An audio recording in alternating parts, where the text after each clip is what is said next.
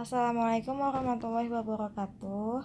Perkenalkan, nama saya Ropika. Saya dari Prodi Teknologi Informasi Universitas Sri Mulia Banjarmasin. Di sini saya ingin menjelaskan tentang perangkat lunak komputer. Jadi perangkat lunak sendiri itu dikelompokkan menjadi dua kategori.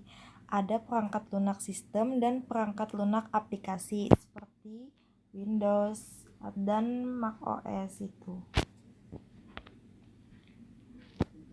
Seperti ini contohnya.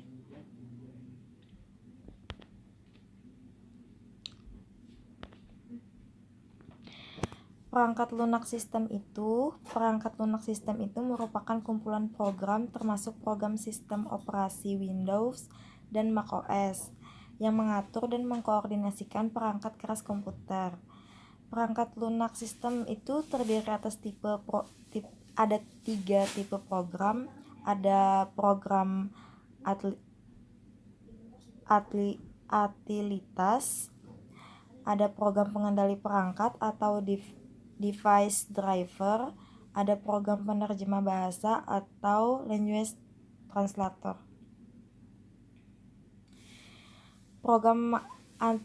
Program utility itu dikenal pula sebagai program service.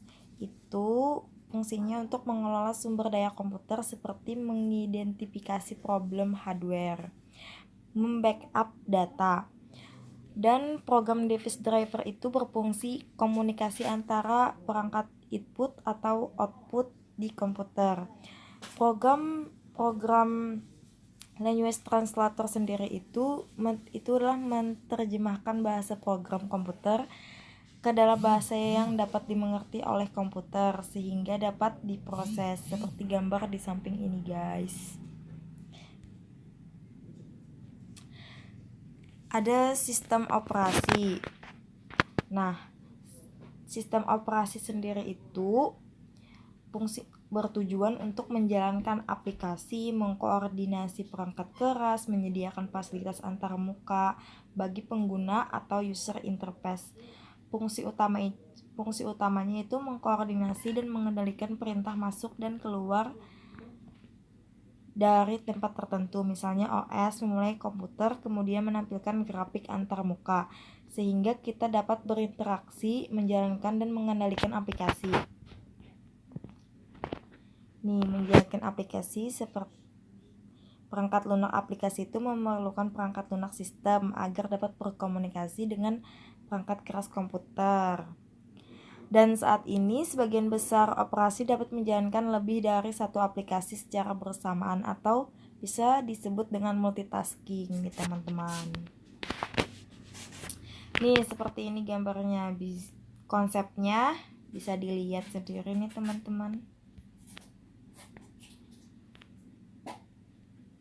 Tuh, bisa kan gitu ya konsepnya.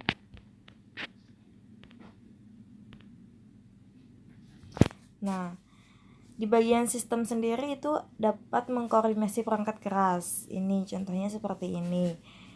Itu yang merupakan komponen yang saling berhubungan seperti keyboard, mouse, printer, monitor, perangkat penyimpan dan memori. Itu mengkoordinasikan seluruh komponen yang ada di komputer sehingga dapat bekerja sama dalam melayani usernya atau pengguna. Sistem operasi sendiri menyediakan fasilitas antarmuka. Begini teman-teman. Tuh. User interface.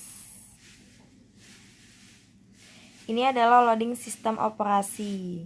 Booting. Proses pemasukan loading sistem operasi ke dalam memori utama komputer seperti ini. Bisa dilihat kan? Fungsi sistem operasi yang lain ada pengelola CPU. Begini, ada supervisor. Ini fungsi sistem operasi yang lain, konsepnya seperti ini. Tuh teman-teman. Ada move, press 6, delete, copy, dan backup. Ini buat memformat atau initializing dan security management.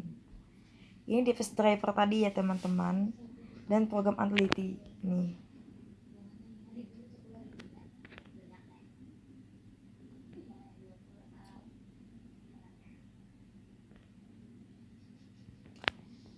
Nah, Antlity tersebut bisa antivirus software dan data kompresor Antlity. Tuh teman-teman, ini gambar formatted disknya.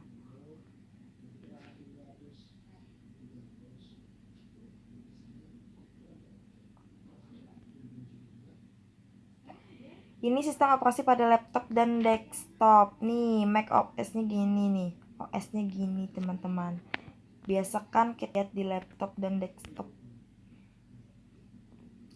Tuh. Nih, teman-teman, ini Microsoft Windows. Jelaskan. Ini Windows XP. Yang apa? Dulu ya, ini Windows XP ini.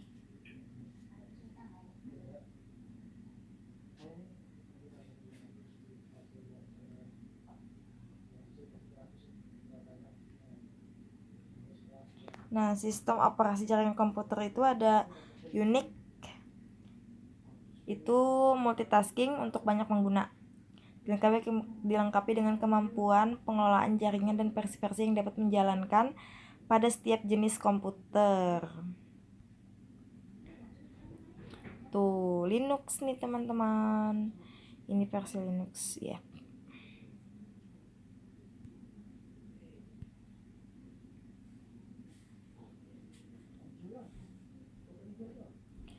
Palm OS itu sistem operasi utama untuk komputer saku. Nah, jadi di sini juga ada bukan PC aja ya. Ini juga ada komputer saku, teman-teman. Begini nih gambarnya. Ini ada tabelnya. Oke, sampai itu aja yang bisa saya sampaikan. Terima kasih udah memperhatikan PPT saya. Wassalamualaikum warahmatullahi wabarakatuh. Terima kasih.